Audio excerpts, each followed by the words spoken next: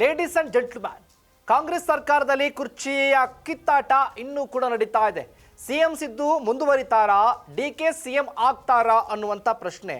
ಕಾವೇರಿದ ನಾಯಕತ್ವ ಬದಲಾವಣೆಯ ಕದನ ಜೋರಾಗಿ ಸದ್ದು ಮಾಡ್ತಾ ಇರುವಂಥ ಸಂದರ್ಭದಲ್ಲಿ ಈಗ ಕುರ್ಚಿ ವಿಚಾರ ಕ್ಲೈಮ್ಯಾಕ್ಸ್ ಹಂತಕ್ಕೆ ಬಂದು ತಲುಪಿದೆ. ಹಾಗಾದ್ರೆ ಏನಿದು ಸ್ಟೋರಿ ಅಂತೀರಾ? ಎಸ್ ವೀಕ್ಷಕರೇ, ಇದೇ ಫೋಕಸ್ನ ಸ್ಪೆಷಲ್ ಸ್ಟೋರಿ ಕುರ್ಚಿ ಕ್ಲೈಮ್ಯಾಕ್ಸ್. ನೆಲ ಜಲ ಭಾಷೆಗಾಗಿ ಪ್ರಾಮಾಣಿಕ ಪತ್ರಿಕೋದ್ಯಮ. ನೀವು ನೋಡ್ತಾ ಇದ್ದೀರಾ ಫೋಕಸ್ ಟಿವಿ. ನಾನು ಶಿವು ರಾನರಾಪುರ.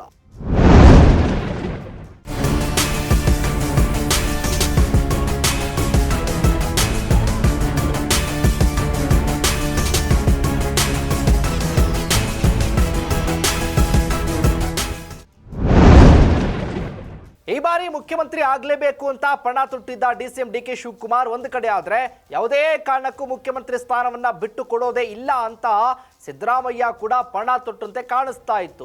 ಈ ವಿಚಾರಕ್ಕೆ ಸಂಬಂಧಪಟ್ಟಂತೆ ತಂತ್ರ ಪ್ರತಿತಂತ್ರ ದಾಳವನ್ನು ಉರುಳಿಸುವಂಥದ್ದು ಎರಡೂ ಬಣದಲ್ಲೂ ಕೂಡ ಜೋರಾಗಿ ನಡೆದಿತ್ತು.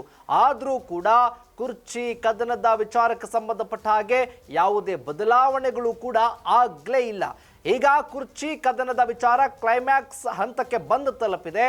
ಏನು ವಿಚಾರ ಅಂತ ಅಂದರೆ, ಈ ಇಬ್ಬರು ಬಣಗಳ ನಡುವೆ ನಾಯಕತ್ವ ಬದಲಾವಣೆಯ ಕದನ ಜೋರಾಗಿತ್ತಲ್ಲ, ಆ ಕಾವೇರಿದ ನಾಯಕತ್ವದ ವಿಚಾರಕ್ಕೆ ಸಂಬಂಧಪಟ್ಟ ಹಾಗೆ ಈಗ ಎಲ್ಲದಕ್ಕೂ ಕೂಡ ತಿಲಾಂಜಲಿನ ಹಾಡೆ ಬಿಟ್ರ ಅನ್ನುವಂಥ ಪ್ರಶ್ನೆ. ಈಗ ಕ್ಲೈಮ್ಯಾಕ್ಸ್ ಹಂತವನ್ನು ತಲುಪಿರುವಂಥ ಕುರ್ಚಿ ಫೈಟ್, ಡಿಸಿಎಂ ಡಿಕೆ ಶಿವಕುಮಾರ್ ಈಗ ಆ ಪಟ್ಟಕ್ಕಾಗಿ ನಡೆಸಿದಂಥ ಹೋರಾಟ ಎಲ್ಲವನ್ನೂ ಕೂಡ ಗಮನಿಸಿ ಲೆಕ್ಕಾಚಾರ ಹಾಕಿ ಹೇಳೋದಾದ್ರೆ ಸೀಟನ್ನು ಬಿಡೋದೇ ಇಲ್ಲ ಅಂತ ಸಿದ್ದರಾಮಯ್ಯನವರು ಖಡಾಖಂಡಿತವಾಗಿ ನಿರ್ಧಾರವನ್ನು ಮಾಡಿಬಿಟ್ಟಿದ್ದಾರೆ. ಯಾಕಂದರೆ ಸಿಎಂ ಆಪ್ತರಿಂದ ದಲಿತ ಅಸ್ತ್ರ ಪ್ರಯೋಗ ಆಗಿದೆ, ಇದರ ಜೊತೆಗೆ ಫಾರಿನ್ ಟೂರ್ನ ತಂತ್ರ ಆಗಿದೆ. ಈ ಎಲ್ಲ ಲೆಕ್ಕಾಚಾರವೂ ಕೂಡ ಹೈಕಮಾಂಡ್ಗೆ ಹೇಗಾಗಿದೆ ಅಂದರೆ ನುಂಗಲಾರದ ಬಿಸಿ ತುಪ್ಪದಂತೆ ಪರಿಣಮಿಸಿದೆ. ಇದು ನಾನು ಸಿದ್ದರಾಮಯ್ಯನವರು ಮತ್ತು ಹೈಕಮಾಂಡ್ ನಾವೆಲ್ಲ ಸೇರಿ ತೆಗೆದುಕೊಂಡಿರುವಂಥ ಒಂದು ತೀರ್ಮಾನ. ಸಿದ್ದರಾಮಯ್ಯನವರೇ ಟೈಮಲ್ಲಿ ಏನು ಅದಕ್ಕೆ ಉತ್ತರ ಹೇಳಬೇಕು ಅದನ್ನು ಜನಕ್ಕೆ, ರಾಜ್ಯದ ಜನಕ್ಕೆ ಸಂದೇಶ ಕೊಡ್ತಾರೆ. ಡಿಕೆ ಪರ 40 ಶಾಸಕರು ರೆಸಾರ್ಟ್ ರಾಜಕಾರಣದ ಚಿಂತನೆಯನ್ನ ಮಾಡ್ಕೊಂಡು ಹೋಗ್ತಾ ಇದ್ರೆ, ಈ ಡಿಕೆ ತಂತ್ರಕ್ಕೆ ಪ್ರತಿತಂತ್ರವನ್ನ ಸಿದ್ದು ಹಾಗೆ ಅವರ ತಂಡದವರು ಕೂಡ ಹೂಡ್ತಾ ಇದ್ದಾರೆ. ನೀವು ಏನು ಬೇಕಾದರೂ ಮಾಡಿ, ನಾವು ಸೈಲೆಂಟ್ ಆಗಿರ್ತೀವಿ ಅಂತ ಸೈಲೆಂಟ್ ಆಗಿಲ್ಲ.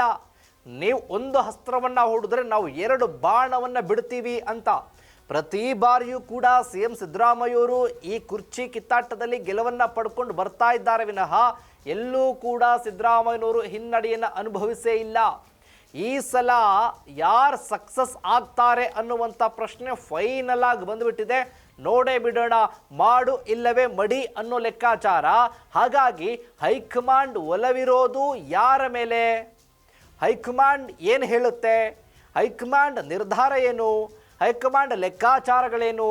ಹಾಗಾಗಿ ಹೈಕಮಾಂಡ್ ಎಲ್ಲೋ ಒಂದು ಕಡೆ ಡಿ ಕೆ ಮೇಲೆ ಒಲವಿದೆಯಾ ಅನ್ನುವಂಥದ್ದನ್ನು ತೋರಿಸ್ಕೊಡ್ತಾ ಇದೆಯಾ?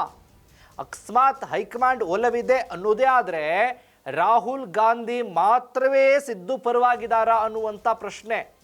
ರಾಹುಲ್ ಗಾಂಧಿಗೆ ಬಿಲ್ಕುಲ್ ಇಷ್ಟ ಇಲ್ವಾ ಡಿ ಕೆ ಅವ್ರನ್ನ ಮುಖ್ಯಮಂತ್ರಿ ಮಾಡೋದಕ್ಕೆ? ಹಾಗಾದರೆ ಡಿ ಕೆಗೆ ಪಟ್ಟ ಸಿಗುವಂಥ ಸಾಧ್ಯತೆ ಹೆಚ್ಚಾಗಿದೆಯಾ? ಹಾಗಾದರೆ ಮಲ್ಲಿಕಾರ್ಜುನ್ ಖರ್ಗೆಯಿಂದ ಹಿಡಿದು ಪ್ರಿಯಾಂಕಾ ಗಾಂಧಿಯಿಂದ ಹಿಡಿದು ಸುರ್ಜೇವಾಲಾ ಅವರಿಂದ ಹಿಡಿದು ಎಐಸಿಸಿ ಅಧ್ಯಕ್ಷ ಮಲ್ಲಿಕಾರ್ಜುನ್ ಖರ್ಗೆ ಅವರಿಂದ ಹಿಡಿದು ಎಲ್ಲರಿಂದಲೂ ಕೂಡ, ಇದರ ಜೊತೆಗೆ ಸೋನಿಯಾ ಗಾಂಧಿ ಅವರಿಂದಲೂ ಕೂಡ ಡಿ ಕೆಗೆ ಪಟ್ಟ ಸಿಗುವಂಥದ್ರ ಜೊತೆಗೆ ಎಲ್ಲರ ಬೆಂಬಲ ಕೂಡ ಇದೆಯಾ? ಅವರ ಪವರ್ ಕೂಡ ಜಾಸ್ತಿ ಆಗಿದೆಯಾ? ಅಥವಾ ಸಿದ್ದುನೇ ಮುಂದುವರಿತಾರಾ? ಡಿ ಕೆ ಸಿಎಂ ಆಗ್ತಾರಾ? Question mark.